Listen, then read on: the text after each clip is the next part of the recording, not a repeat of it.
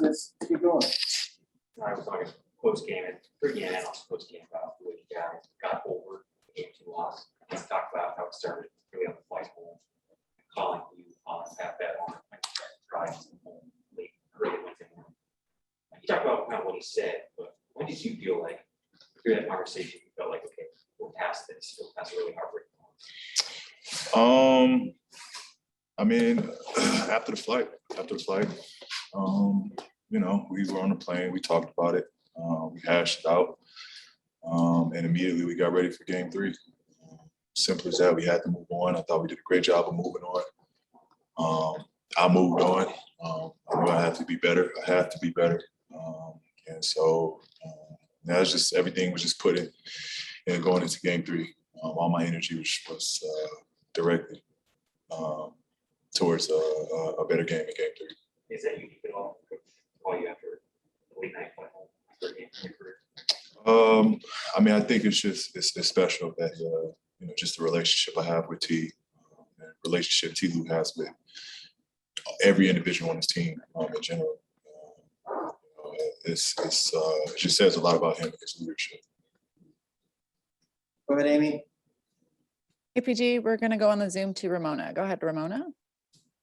Hey, Paul, how are you? Good. Hey, I'm just wondering about your relationship with Reggie. I know you guys have been friends for a number of years, going all the way back to like his rookie year or something. Do you think, you know, one, you getting to play with him after all these years, now to be his teammate, but just how's that bond built over the years and how is that translating now on the court?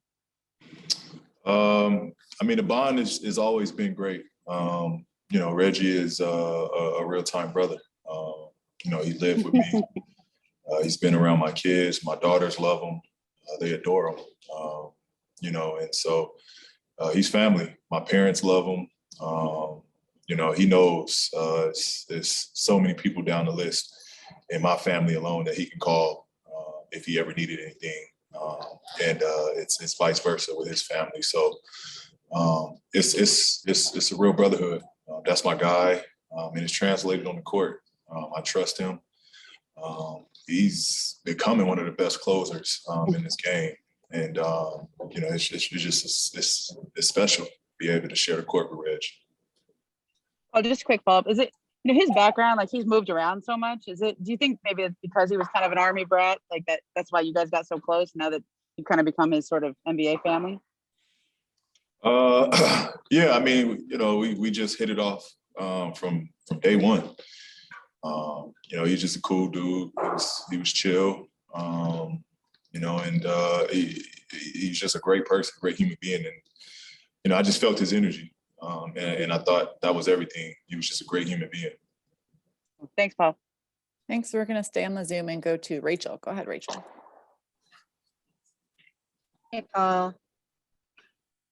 Just wanted to ask you a little bit more about Kawhi. I know that he came down at halftime again to talk to you guys. What help is that to have someone who sees the game the way he does, who's watching from the side, kind of be with you guys at halftime of these home games?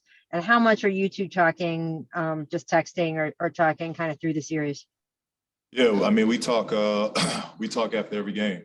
You know, the 2 games in Phoenix, you know, I reached out to him. He'll text me after the game. We'll talk. We'll go over what we see and what we saw that night. And so he's very much a part of this team without being able to play right now. But you know, it's just great to have his mind and his presence still a part of this game, part of this team. It's great to see him in the locker room. And more so, we just happy that, you know, we just care about his well-being. That's what's most important. Whether he can play, whether he can't play, we just happy for his overall health and his well-being. So you know, it's just great to see him. He was in the locker room. He was sharing his thoughts once again. And, you know, a lot of stuff that he said, I went out and you know, was trying to put it into a plan. Is there anything specific that he's good at noting, just either because he's used to being the center of attention the way you are? I mean, is there anything that sort of he can give you that other people can't? Yeah, I mean, well, he just giving me his perspective on the attention that I'm having on the court. A lot of it was, the guys are doing this, they're doing that. When you drive, he was just telling me rotations, what to look for, what's open, what's available. And so, it gave me a good game plan going into the second half to what I'm looking for. Thank you. Mm-hmm. Well, I'm thinking too, you had said, if anything, we're more confident being in this position again because we've done it 2 times before. Did tonight feel different though, as far as another game 3 that's one? Because yes, you guys have been through game 7 and then clinched game 6 last round, but it felt like tonight you guys were really playing to keep your season alive when you scrapped and held that energy and that effort for so long. No, I didn't feel different. It was just another approach. We knew we had to take care of home court. And, it's just a scrappy team. We have to match their physicality. I thought we did that. We have to match their scrappiness. I thought we did that. And that's really the key. We can't allow this team to play harder than us. And I thought that was just the way we approached tonight. Go ahead, Rob. Speaking of playing harder and everything, it seemed like Vince came out had a different kind of energy to start this game, especially with the way game 2 ended. How did y'all support him, get him ready to play tonight? And what do you think the impact that he had was on the floor throughout the game? Yeah, I thought he was big in the middle. He rebounded the ball for us at a high level. I thought his presence was great on guards' drives. He just made it tough to finish around the rim. And, that's what we need from Big Zoo. I thought he was great. I thought he was special. And I thought he was a big reason why we won tonight. Is there like a readjustment, being that he didn't play so much in the first 2 series, and now he has to be on the floor more because of how good Aiden is? Yeah, I mean, every series is different. Every series is different. It's chess at this point. You know what I mean? And so, Zoo is called on to be a big part of the series. And again, we're gonna need nights like how he had tonight. If we want a shot at advancing to the next round. Go back to the Zoom. What do you mean? Okay, PG, we're going to go to Mark Schwartz. Go ahead, Mark. Paul, that epic shot, the half-court shot at the end of the third quarter, man, 1.1 second. People went to get a beer. I mean, they were done with that quarter, but you weren't done with it. Take me through the whole process with the 2 bounces, the dribble, the sideline, and just making that shot at game speed, as opposed to we saw you do it pregame, where you were just stepping into it at half court. Yeah, I mean, it's a reason why I shoot it in my pregame. It's just more so for a feel. If I get those shots in the game, I want to have some type of feel on the range of that shot. So I practice it every time when I'm doing my pregame shooting. Tonight it helped. It came into effect. But I just wanted to get as much space as I possibly could before I touched the ball and the clock started. So I kind of let it bounce, try to get as much space up the floor as I could. And, I let it fly, and, I was able to make the shot. At what point, when the ball left your hand, were you confident that that was going in the basket? And did you at any point call glass? Didn't call glass. But, I mean, I felt great about the shot. I felt that it was strong, but I felt that it was, I felt it had a chance to go in. And, I knew the angle that I shot it at, that it was going to hit the backboard. And, didn't make many tonight, but that was one that we needed. And I thought it gave us great momentum. Last quick thing, you blew a kiss right after you went to the huddle. Who were you blowing a kiss to? My girl and my babies. Sweet. Thanks. Go ahead, Andrew. I know you guys talked about how playing every other day since June 7th. No excuses, just the schedule in front of you. But this is your 10th game with 40 or more minutes this postseason. Are you doing, what does recovery for you look like post-game? Are you doing anything different than you would during the normal season because of the workload and the more compressed time frame?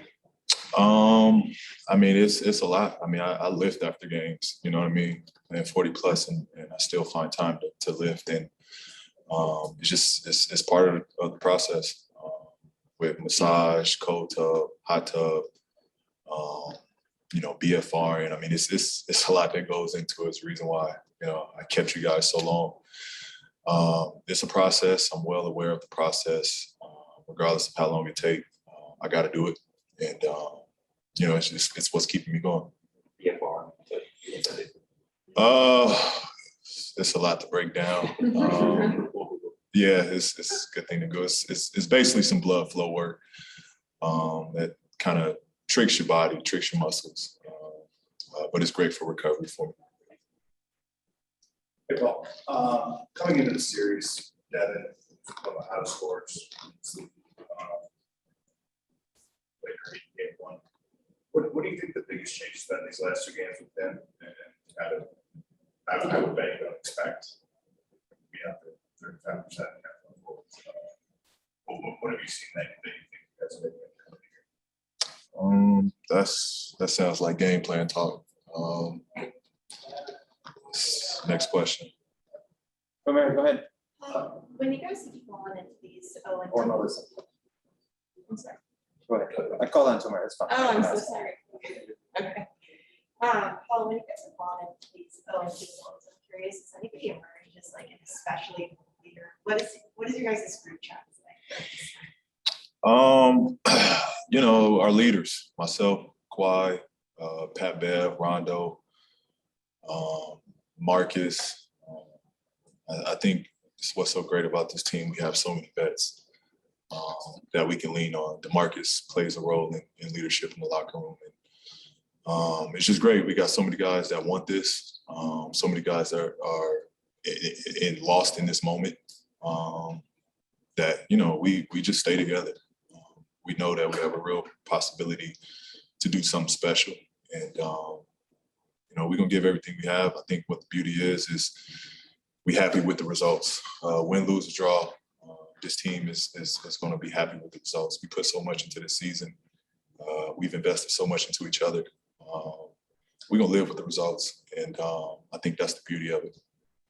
Tamara, last one. Oh, I need to talk about Terrence before, but I think he started more of like an energy guy for you guys at the bench. You started. It really seemed like he changed the defense for you guys, the guard play with Chris and Devin, allowing you to sort of take defensive plays off a bit. How has his just development over the year really helped you guys now? That's it. He's taken big matchups, key matchups for us. And on the other end, he's very helpful. He's spreading the floor. He can attack. He can finish around the basket. And he just makes us that much more lethal, especially in our small ball game. Because he's a big size. He's got size on him. And it makes us be a lot more versatile defensively, where we can switch, we can guard multiple positions. And so it's great. He can get out. He's athletic. He allows us to play faster when we can get the ball up to him. He can attack, use his body to make plays. And, he's been special. He's been special this whole postseason. And, you're just going to see more and more of it. For a young player, still learning how to use his body, length, all that stuff, how have you helped him sort of figure out how he can, be in passing lanes or go to the basket and be effective that way? I can't take credit for that. He's such a great instinctive player. A lot of what he does is just instincts. You can't teach that. I think that's one of the best skills that you can have. If a player has those instincts to just make plays. And T-Man has them.